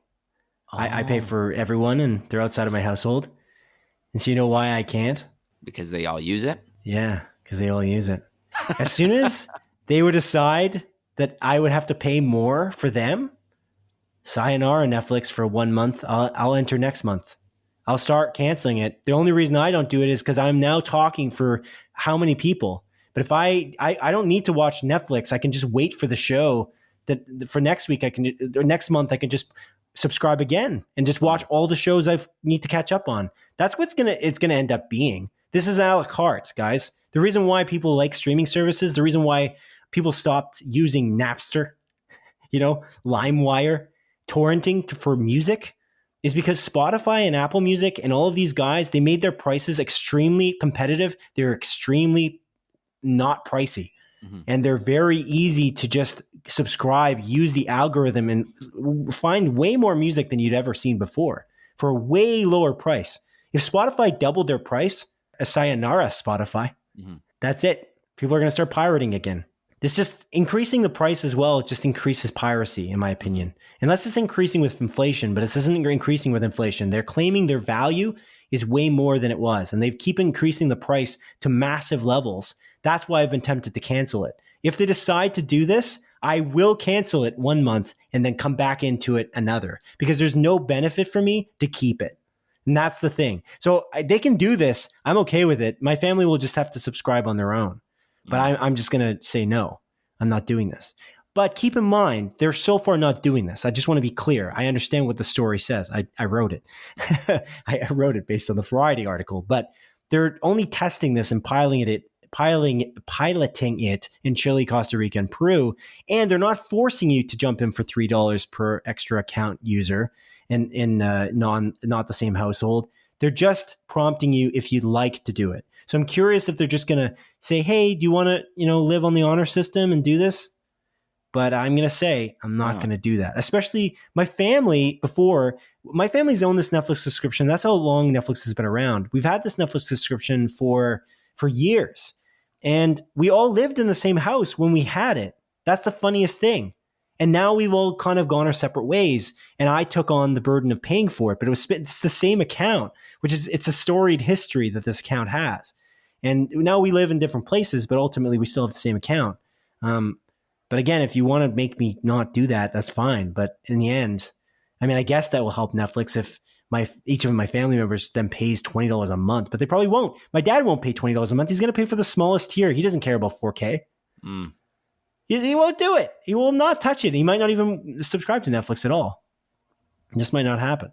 So I'm curious. Like I've kind of wanted to not be subscribed to Netflix because I go through months. I mentioned this before. I have Apple TV Plus as an app, and the Apple TV Plus app tells me every streaming service. That's another stupid non-user friendly feature that Netflix has insisted upon, is that it does not siphon their shows within the Apple TV Plus app. So if a show like, for instance, the next season of Ozark comes onto Netflix, the Apple TV Plus app doesn't know that, which the Apple TV Plus app knows when the next season of Peacemaker will be on HBO or on Crave in Canada.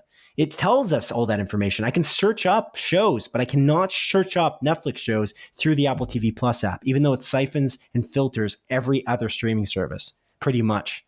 And that's just stupid. It's not user-friendly. It's like a weird fight you're having with Apple because you're stubborn. And it's like, I get what you're doing. I understand. You probably have to pay Apple a cut, but I just don't agree. I just think you're just, I don't know, living a little bit up your own ass a little bit. You know what I'm saying? Like, you're not really thinking about the customer.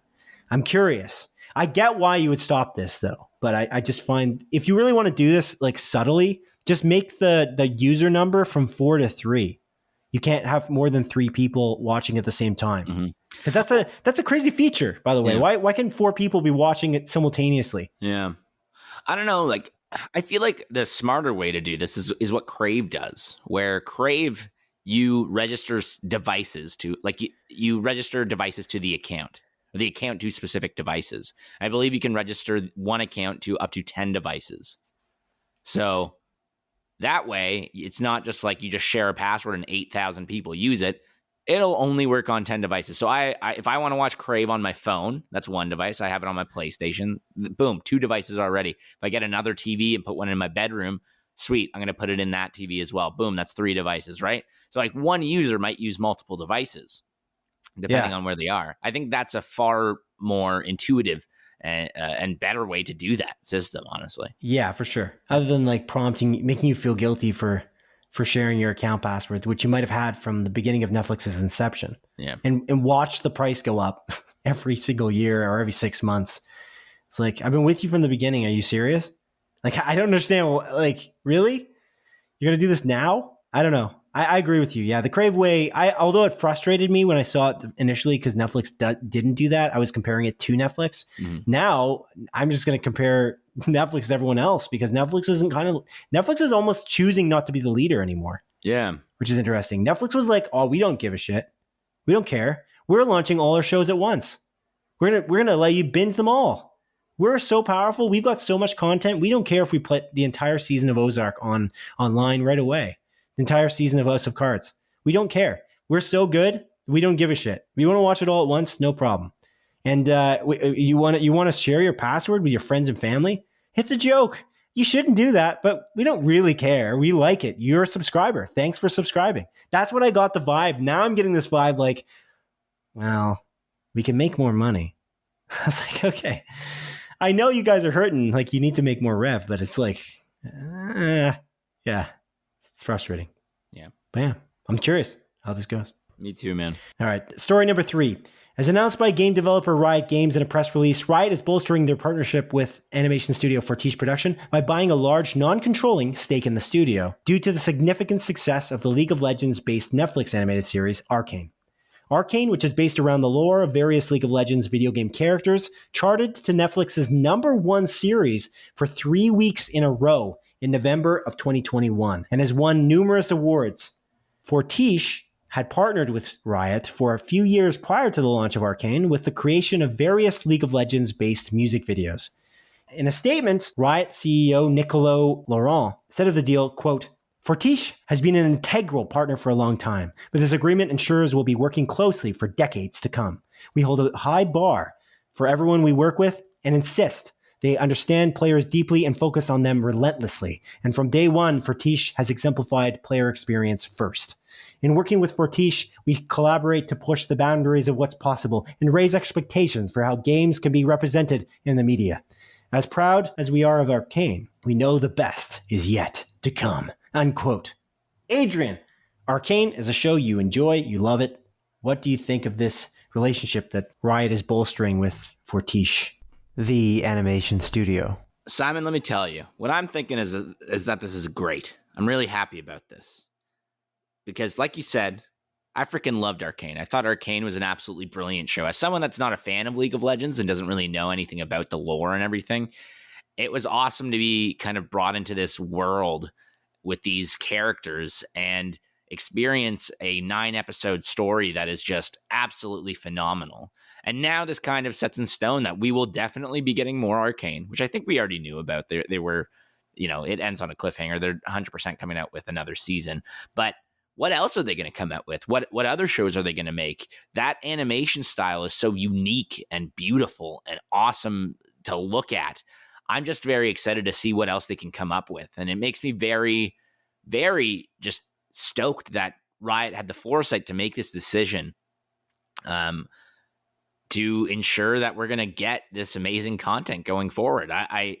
It's wild to say that what Nicolas Laurent said, how he's super proud of Arcane, but the best is yet to come. Arcane is literally 100% on Rotten Tomatoes. Like it's rated incredibly well. Is everything they're going to come out with like 100%? You know what I mean? I know it's just kind of a statement, but Arcane was so good. And I hope they're genuinely confident about more stuff coming out, because if it can be on that level of Arcane, oh boy, man, we're in for a goddamn treat. What do you think, man? Yeah, I think this guy's he's blowing a bit of smoke. Mm-hmm. I don't know about that. It's a little ridiculous. Arcane's won like multiple awards at the Annies as an example. So I don't know. I mean, don't hype it up too much, Laurent. You know what I'm saying? Mm-hmm. But Arcane is very good. I'm halfway through the season. I'm very slowly getting through it. I watch it on my break at work, but I also write this podcast on my break at work. So it's like which one I'm going to do. And I'm usually going to write the podcast first. Mm-hmm. So, but I do like it a lot. I agree. The animation style is amazing. And I'm curious to see what comes next. Yeah. Yeah. I'm very stoked for this. And I'm glad that they made this purchase, that they're getting, like a good non-controlling stake. But again, that we're going to get amazing content for, like they said, decades to come, Simon. Decades, man.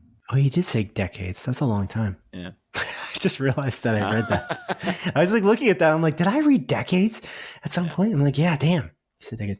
Okay. Anyway, yeah. Crazy. Yes, indeed. Okay. Now on to the montage, the sequence of our show in which I briefly present this week's smaller news stories as Adrian delivers a brisk verdict Number 1. According to Deadline, White Lotus star Sydney Sweeney has been cast in the Sony live-action Spider-Verse connected film Madame Web, alongside actor Dakota Johnson. Oh, right on. Good for Sydney Sweeney. Again, she's in Euphoria as well, which is...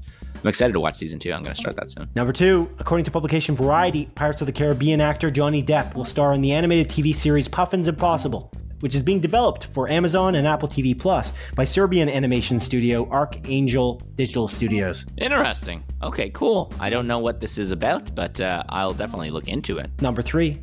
As Deadline reports, the Vampire Diaries actor Paul Wesley has been cast as a young Captain Kirk for Paramount's Star Trek Strange New Worlds TV series. Man, there's a lot of Star Trek stuffs being made. There's more Star Trek stuffs than Star Wars stuffs. Crazy. Number 4, as reported by Variety, Killing Eve star Jodie Comer has been cast as a sex therapy transcriber in the new HBO show from producer Adam McKay called Big Swiss. Is this that movie or show about the Lakers? Big Swiss? No.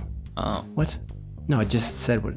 Been cast as a sex. Do you think the Lakers show has a sex therapy transcriber in it? Possibly. Yeah. No. Fair enough. Yeah, that series is called Winning Time, The Rise of the Lakers Dynasty. Wow. Number 5, according to Variety, White Lotus star Alexandra D'addario has been cast in AMC Network's TV series adaptation of author Anne Rice's novel Mayfair Witches. Right on. Alexandra D'addario, probably best known for a role in the hit movie, what's that one called with The Rock? You know, where everything's... Yeah, that's why she's best known from that. Yeah. Not from the thing I just told you about, but the movie you can't remember the name of. Yeah. San Andreas. Yeah, that one. It's named after the Grand Theft Auto game. It isn't. Number 6. As reported by Variety, network ABC's mockumentary-style comedy series Abbott Elementary is the most tweeted about comedy TV series of 2022 and has officially been renewed for a second season. That's wild because I've literally never even heard of that. Abbott Elementary. Number 7. According to The Hollywood Reporter, Back to the Future star Christopher Lloyd has been cast in the 3rd season of Disney Plus Star Wars series The Mandalorian. The Mandalorian Season 3 is currently filming in California. Abbott Elementary is 100% on Rotten Tomatoes. 12 episodes. But I can't wait for Mandalorian Season 3. Number 8. As reported by Variety, Netflix is making a Kung Fu Panda TV series with actor Jack Black, set to reprise his role as the panda himself, Po. Right on. Kung Fu Panda's great, actually. I really love that movie. The second one's pretty good, too. I don't know if there was a third one. Number 9. As Variety reports, Only Murders in the Building star and producer Selena Gomez is developing a Peacock comedy series adaptation that is set to be called 15 Candles and is based around the famous 1984 John Hughes film 16 Candles. Oh, I just watched 16 Candles a couple weeks ago, which is really great. And I like Selena Gomez. And I imagine it's going to be about like a quinceañera. Number 10. As Deadline reports, The Tigers Are Not Afraid film director Issa Lopez and Moonlight film director Barry Jenkins are both working on a TV series offshoot for HBO's True Detective called True Detective Night Country that is set to take place in the Arctic. Oh, interesting.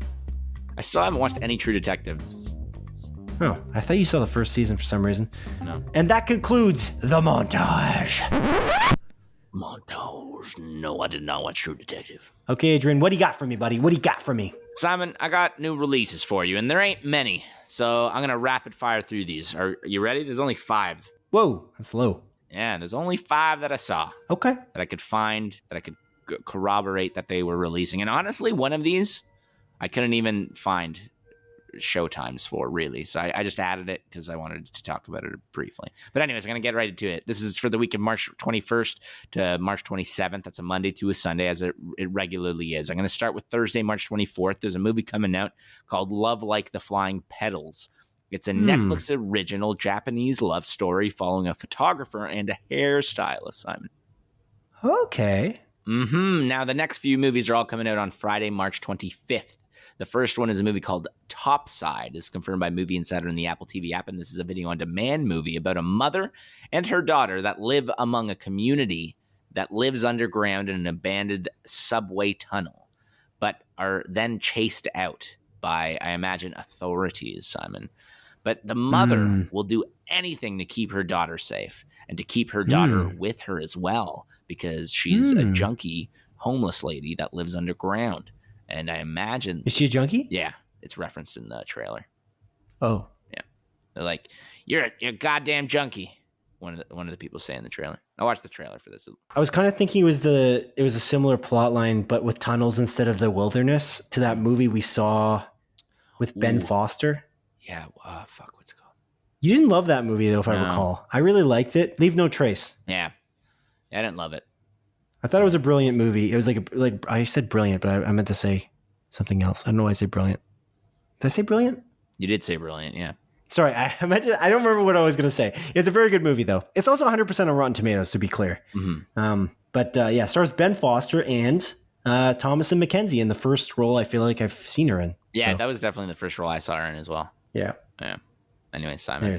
It is brilliant. I don't know why I hesitated on the word brilliant. My mind is becoming a little fuzzy. It's been a long work day, and no mush. We're wrapping this podcast up. Mm-hmm. We're near the end, so my brain is all fuzzy. Fair enough. Anyway, Simon, you are not my mother. That's for sure. Yeah, you are not my mother. Is the next movie, actually. This is confirmed by Movie Insider and the Apple TV app. This is a video-on-demand movie about a teenage girl's mother that goes missing, only to return soon after, but is acting all kinds of whack, Simon. Oh, damn. So I presume the teenage girl's like, you're not my mom. You're not my mother. You are not my mother, she exclaims. Yeah. Yes. Anyways, next up. Oh, sorry. Yes. That's what I said. Literally. You're going to stop for that shit? I didn't hear you. Anyways, Everything and Everywhere All at Once is the next movie coming out. That looks great. Yeah, this is confirmed by Movie Insider and the Apple TV app. This is a video on... I wrote video on demand movie, but that's wrong.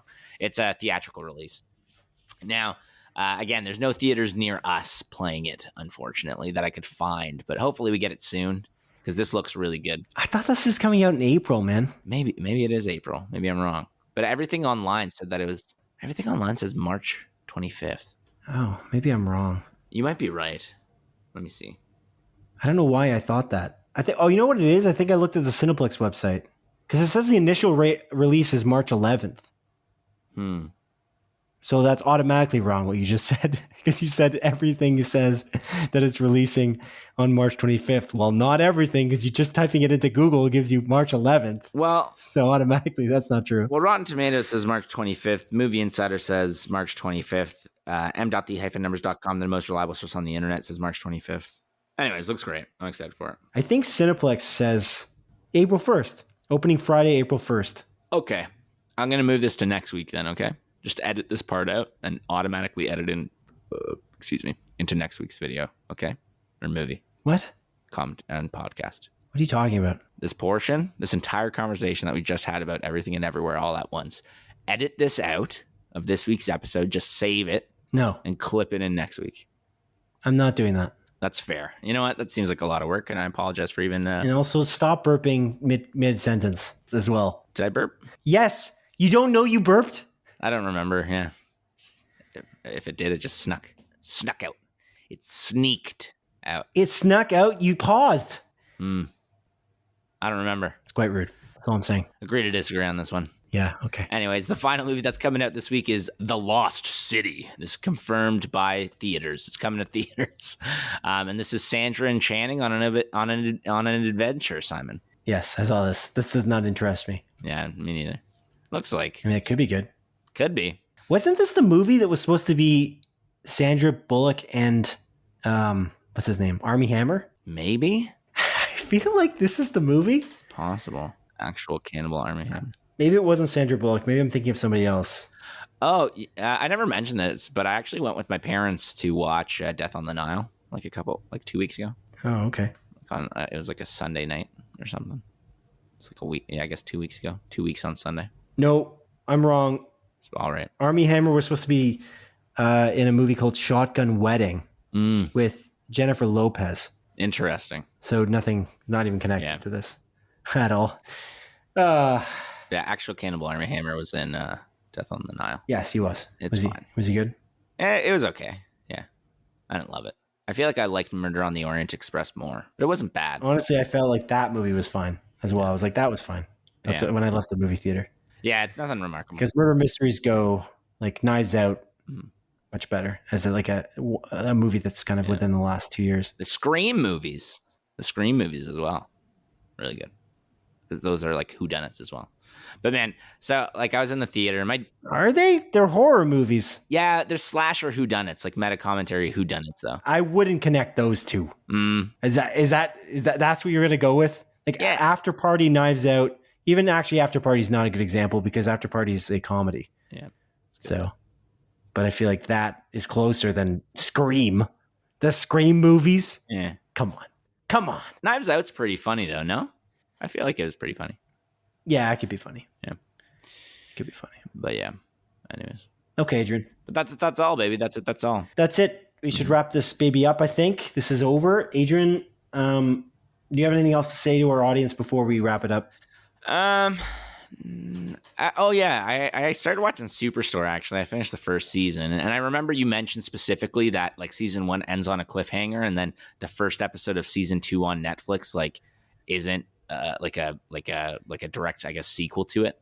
So I actually skipped the first episode of season 2 to watch the second episode of season 2, and then went back to the first episode of season 2. But the first episode of season 2, I feel like takes place like halfway through season 1, so it's still a little bit jarring, but doesn't matter. But anyways, it's all right. I don't actually really love it all that much. It's nice like background TV, but it's not amazing. I don't love all the characters. Like I don't like the main characters of that show, really. Oh. Like Amy, whatever her name is, and the other guy, I don't like it. I don't like the little like love, like will they won't they thing. I don't think their relationship's interesting. I find them arguably the least interesting characters, and they're kind of the primary focus, which annoys me. But Glenn is really awesome, and Dina is freaking hilarious. So okay, yeah, cool. Anyways, you can find us on all podcast services around the globe. You can find us on Apple Podcasts, YouTube. You can find us on Google Podcasts, Amazon Podcasts, Spotify, TuneIn Radio, iHeartRadio. All of them, all just on the regular radio, 103.5 The Beat radio station. We're on there. You can't find us there. And also, they know that because they're literally listening to us on one of those spots. Mm-hmm. You can also rate us on both Spotify and Apple Podcasts. I don't know if any other podcast streaming services allow you to rate us, but you can do that if you would like to. The idea is you can subscribe to us. I know they can find us there. Oh, yeah, you can subscribe on those so things. How many times have you done this? I don't know.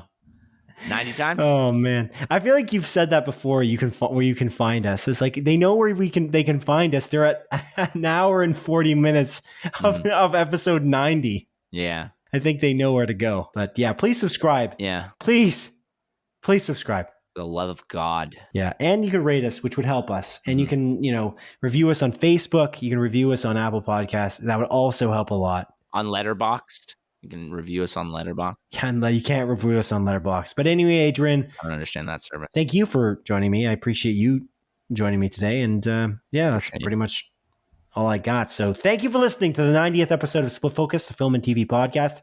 My name is Simon Eady, and this is Adrian Pinter signing off. It is I signing off. It's Adrian Pinter. I hope everyone has a great night. And I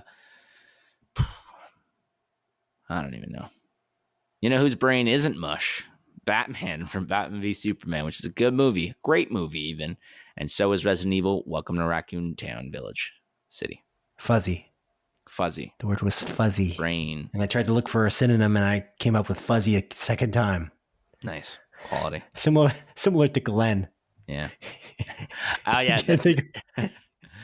Yeah, it's just you can't think of any other name but Glenn. Yeah, that's the greatest scene in that entire show. It's like it's the guy from like head office or whatever, and he's just like, okay, like my name's like Michael or whatever he is. And it's like, so what's your name? And he's just like Michael. And goes from there. It's just, and then later on he like walks over, he's like, I just want to let you know I know more names than just Michael. I know Glenn and Michael. He has issues with names. Yeah, he's a very likable character.